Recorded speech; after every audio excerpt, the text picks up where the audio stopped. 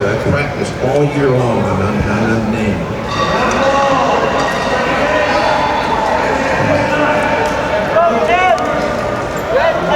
All right, we're back here at the softball competition presented by the DeGasperis Family Foundation and PNC. I'm Kevin Zuckerman alongside Josh. And Josh, what have we seen so far in the first two innings? Well, Orange jumped out to an early 1-0 lead. They had a good opportunity to really put more on the board, but the pitching from McFarland really limited that damage that Orange was able to sustain. And Red really hasn't had too many opportunities. They got a walk and a single, and then Jackson struck out looking. And the threat was over for them before it could really even start. Well, Patricia Labar at the plate. 3 balls, 2 strikes. Patricia's certainly been to a couple of games. Has her own fan club following her. Puts that one in play. That's going to get back to the pitcher. And that's going to be an out. Patricia goes out on the ground out to the pitcher. It's a good job there by McFarland, really fielding his position. The soft little tapper from Labar, and he moves forward, calmly throws it over to first, a one-hopper, easy for your first baseman to field, and record the out, 1-3.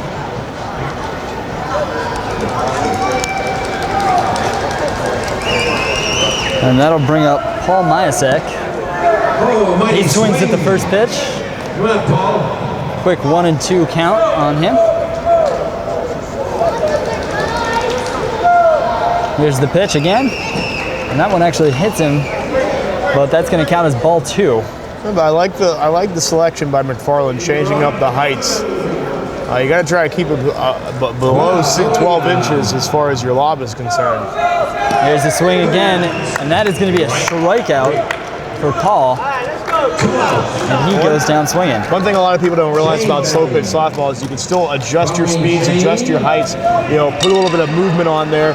So, the pitchers that really consistently throw a slow pitch a little bit quicker is going to have a lot of trouble getting a lot of people out. They're going to make good contact. They're going to put it in a lot of places. But those that really alter the speeds, alter the locations, get some movement on there are going to be pretty good. McFarland's shown it thus far. And now we have Michael Shane Simmons at the plate. 2 down in the top of the third.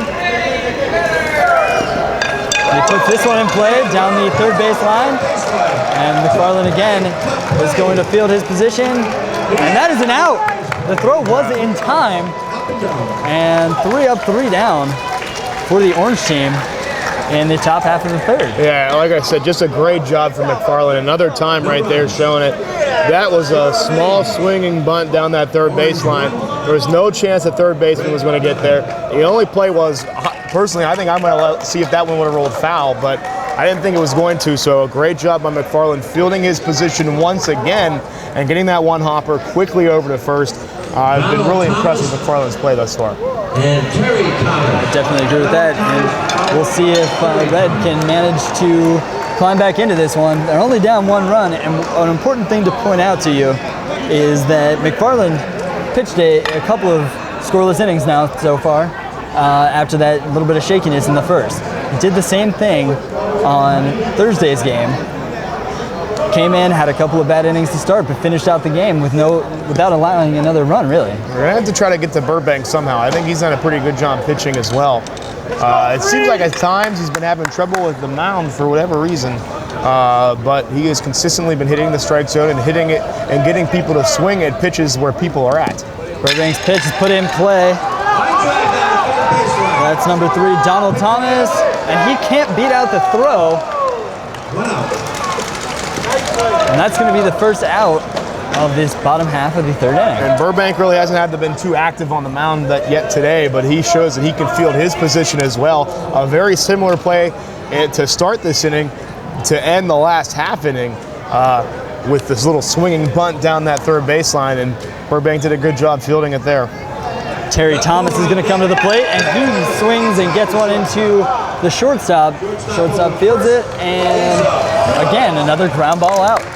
Right over to Foster. He makes a lot of good movement, a couple strides over there, and he was there. It looked like that was going to get up the middle, but again, Foster, a great job getting able to get to that ball and throwing it over for the out. 6-3 again. A lot of 6-3s today. Shortstop has proven to be one of the more active positions on this slow-pitch softball field. A lot of times the teams will put their best athlete there. And this one is crushed beyond the infield. Yeah, That's Foster number wasn't 5, getting Douglas to, Moore. Foster wasn't getting to that one. That was a little bit too far out of his reach. And Red's going to try to get some 2-out lightning here. Again, that was Douglas Moore with the base hit to left field. And Dale Spiller, the lefty. Like I said before, Kevin, the lefty matchup really doesn't really matter. The only thing here is a better opportunity to stay out of Foster's territory over there at short. That's pretty much it. Which is appearing to be more and more of a good advantage.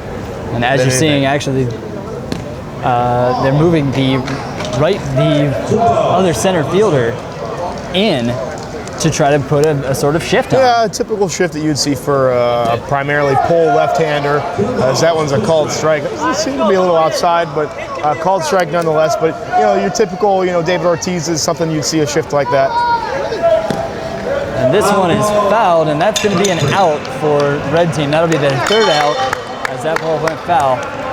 And at the end of 3, we have a score remaining at 1-0, orange team over the red team. Pitcher's duel thus far. Yeah, so far we're seeing a lot of low scores, a lot of quick innings. So I want to take this opportunity one more time to remind you that the softball competition is presented by the DeGasperis Family Foundation and PNC.